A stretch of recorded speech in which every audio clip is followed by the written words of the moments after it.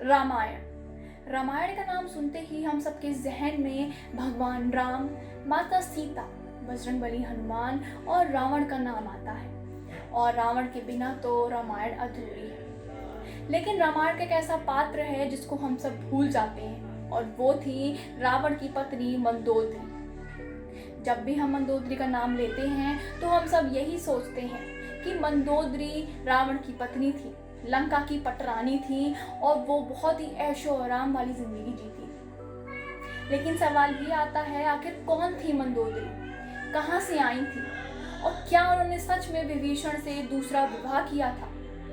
और आखिर क्या वजह थी जिसके चलते उनको विभीषण से दूसरा विवाह करना पड़ा?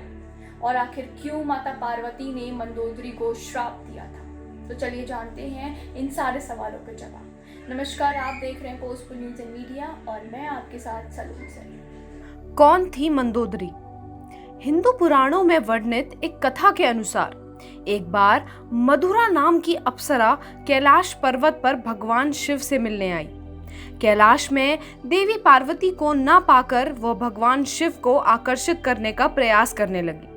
जब देवी पार्वती कैलाश पहुंची तो मधुरा के शरीर पर शिव की भस्म को देखकर बहुत क्रोधित हुई। उन्होंने मधुरा को श्राप दिया कि आने वाले 12 साल तक वह मेढक के रूप में एक कुएं में रहेगी।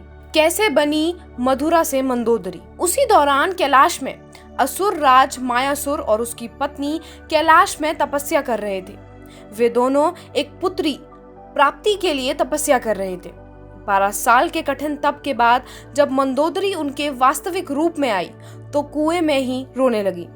मायासुर और उसकी पत्नी ने जब मधुरा के रोने की आवाज सुनी तो उसे कुएं से बाहर निकाला और अपनी पुत्री के रूप में गोद ले लिया। उन्होंने मधुरा का नाम बदलकर मंदोदरी रख दिया। अब सवाल आता है कि वो कैसे रावण से मिली। एक बार रावण असुर राज्य मायासुर से मिलने आया।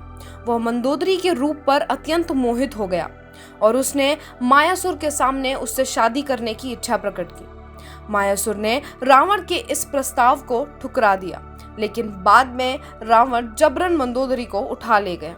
मंदोदरी यह बात जानती थी कि रावण एक महान शिव भक्त और शक्तिशाली राजा है और मेरे पिता उसका सामना नहीं कर सकते। इसलिए उसने आखिरकार रावण के साथ लंका चलने का फैसला कर ही लिया। रावण की मौत के बाद क्या हुआ मंदोदरी का? मंदोदरी ने जीवन भर रावण को समझाने की कोशिश की। वह यह नहीं चाहती थी कि माता सीता रावण के कैद में रहे। अद्भुत रामायण की माने तो रावण की मौत के बाद वह बहुत खुश हो गई थी। तब भगवान राम ने उन्हें समझाया कि वह विश्व विजयी लंकेश की पत्नी थी। उन्हें इस तरह उनकी मौत पर हताश नहीं होना चाहिए। भगवान राम ने लंका के अच्छे भविष्य के लिए उन्हें विभीषण से विवाह करने का सुझाव दिया। जब भगवान राम के इस सुझाव पर मंदोदरी ने क्रोध में आकर खुद को महल के अंदर बंद कर दिया। भगवान राम माता सीता और हनुमान के साथ अयोध्या आने वाले थे तो उन्होंने एक बार फिर उसे समझाने का प्रयास किया। कई दिनों तक खुद को कैद में रखने के बाद मंदोदरी ने भगवान राम के सुझाव को मानने में ही अपनी भलाई समझी। लंका के उज्जवल भविष्य के लिए उन्हें हार कर विभीषण से शादी करनी पड़ी। ये सारी कथाएं पुरानी हैं। इनमें अगर कोई छोटी मोटी भूल हमसे हो गई हो तो हम आपसे क्षमा मांगते हैं, लेकिन हमने अपनी तरफ से पूरी कोशिश करी आपको ये बताने की कि आखिर मंदोदरी कौन थी, कहाँ से आई थी और आखिर क्यों उन्होंने किया था विभीषण से दूसरा विवाह। तो ये तो थी मंदोदरी की कहानी।